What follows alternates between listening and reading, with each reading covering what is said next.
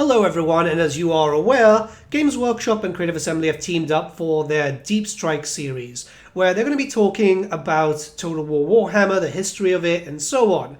One episode was released on YouTube, whereas the others are going on Warhammer Plus. Now, I don't necessarily agree with Warhammer Plus. I do think that that type of stuff is incredible marketing that could be put onto the YouTube for the official Warhammer channel. But hey, there's no point arguing. The Warhammer Plus thing has been a thing for like a few years now. So, the newest episode was on Warhammer Plus, and it went into a little bit more detail regarding Warhammer 3 and some possible comments about the future of Total War Warhammer 3. A community member, Mr. Vaughan, went through the video and found some interesting quotes, so what we're going to do is we're going to go over it, and yes, I am ill, by the way, so if I sound a bit weird, I do apologize. Let's jump in, because there's some pretty interesting things to talk about here. So we'll be going over Rich's section first. We continue to want to turn over every stone, look into every book. That's wanting to get like new content out, and that's very obvious. We've been seeing a lot of left field things, like for example the Water Elementals, which were at the time mostly just lore. They had like one or two sentences, more in the Warhammer Fantasy roleplay aspect, but literally just like very little when it comes to actual GW release products. This is ultimately a good thing because it's provided some pretty interesting results, like the Blood Speaker, which again, one half sentence, about half a sentence. But it's been very obvious that they've been looking at whatever possible for future content, and that is ultimately one of the strengths of this game. There's so many things in the setting that haven't really been too fleshed out, but now have the opportunity to do so. We've not seen the halflings yet. Hopefully we'll get to see those at some point in the future. So this is something that isn't really new from Rich. Rich has mentioned halflings in multiple interviews before. I think even once with one of mine. Rich is an OG Warhammer Fantasy fan, has got some lovely units. We've seen them on the interviews before. I'm not sure what his main armies were on the tabletop, but we know he has quite a few.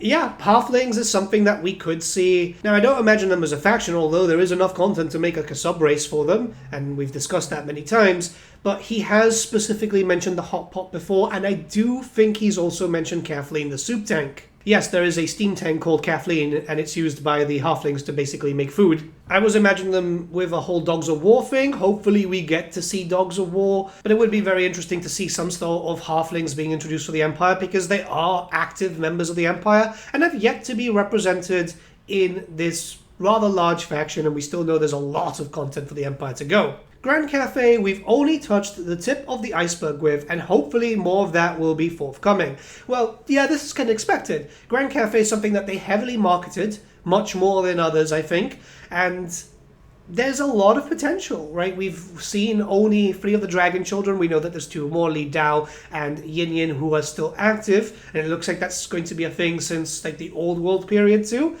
Alongside the Monkey King, there were loads of like talks about some Lords of Xiangyang thing. There is potential for Grand Cathay to be absolutely massive. It's also important to note that a bunch of things were confirmed to exist in Grand Cathay, like war artificers, which might be engineers, dragon monks and stuff like that, and we've yet to see them. So there's a lot of stuff still pending. There's in fact a lot of potential for Grand Cathay to have a decent amount of DLCs. It's just a question of if it's going to happen. With Grand Cathay now releasing on the tabletop and a second wave now rumored, it's possible we could start seeing some more stuff.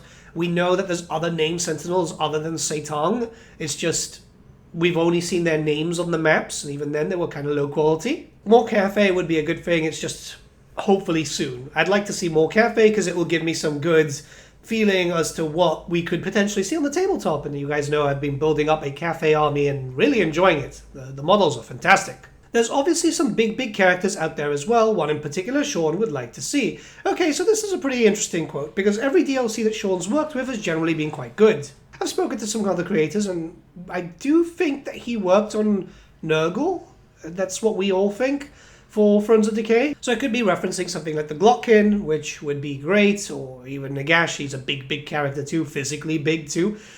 It's one of those things where it's like, well, there's a lot of big name characters that's still not in the game. And it makes sense not to outright confirm characters, barring one, because at the end of the day, people won't shut up about it, myself included. Moving on to the quotes from Sean, there's definitely one tricksy fellow and his big friend that I'd like to see showing up. I mean, yeah, this is Thankwall, and It's not the first time that they've talked about Fanquil. In fact, they outright confirmed Fanquil like during Warhammer 2, and then during a live stream in Warhammer 2's lifespan, they had to ask people like, yeah, can you wait? Like, stop asking about him, he'll come when he comes. Because everyone was just non-stop asking about him.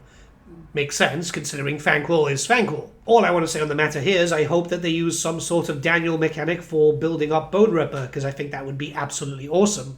Alright, the next quote. I think without spoiling anything, you can just look at the mini range and see some of the iconic miniatures. We have to bring them in. There is so much stuff that's still missing. It's not just like faction specific. There's just loads and loads of units that came into the Storm of Magic, for example. Now we're getting the Praetor for this DLC, but there's still a lot of stuff there. Hell, a lot of people want the Tutogen God, for example, Knights of the White Wolf. I would like the Great Spined Chaos Beast. It's something that we know exists in their concept art, so would be lovely to see actually in-game. It's all a matter of if they're going to get enough support and if they have some good plans. Next quote. If this is to be the pinnacle of the 8th edition world, then we have to have all these iconic people. Yes, I'd agree. It's taking a while, though. DLC every year is really not ideal, considering that there's loads of characters still not in game yet, and just loads, right?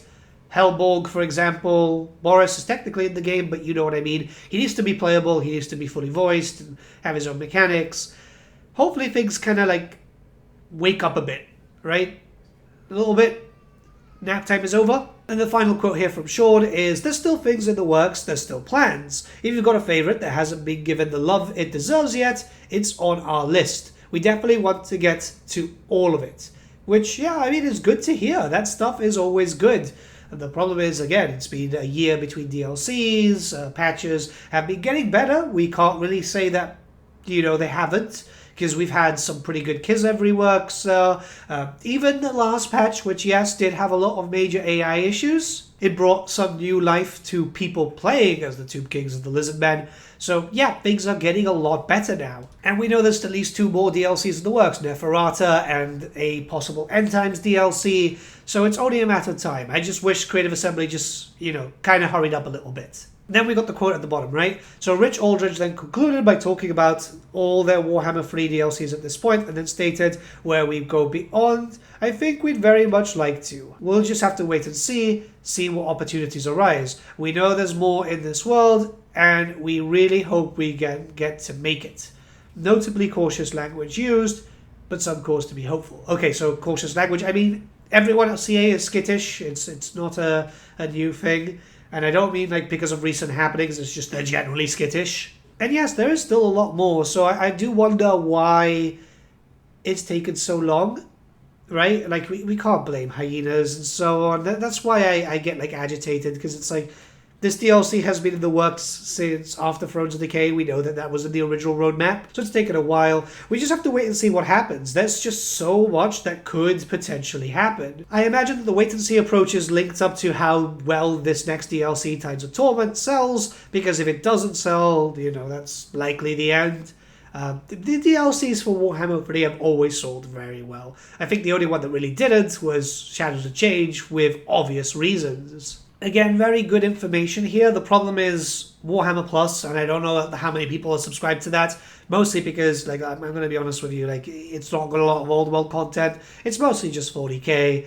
There's some other stuff there, but yeah, I don't know. I just don't like the idea of a paid subscription to something that could easily just be posted on the YouTube channels and be really good in terms of promoting the Warhammer products. But everything is a subscription model nowadays, and I fucking hate it.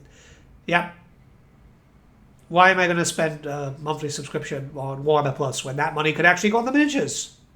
It's just that simple. But yeah, let me know what you guys think in the comments below. Let's start a bit of a discussion. I should be getting a bit more active this month. Let's hope for the best, unless something else happens. But yeah, it's all good. Rather than the fact that I'm feeling ill. Have a good one, guys. I'll see you all again very, very soon.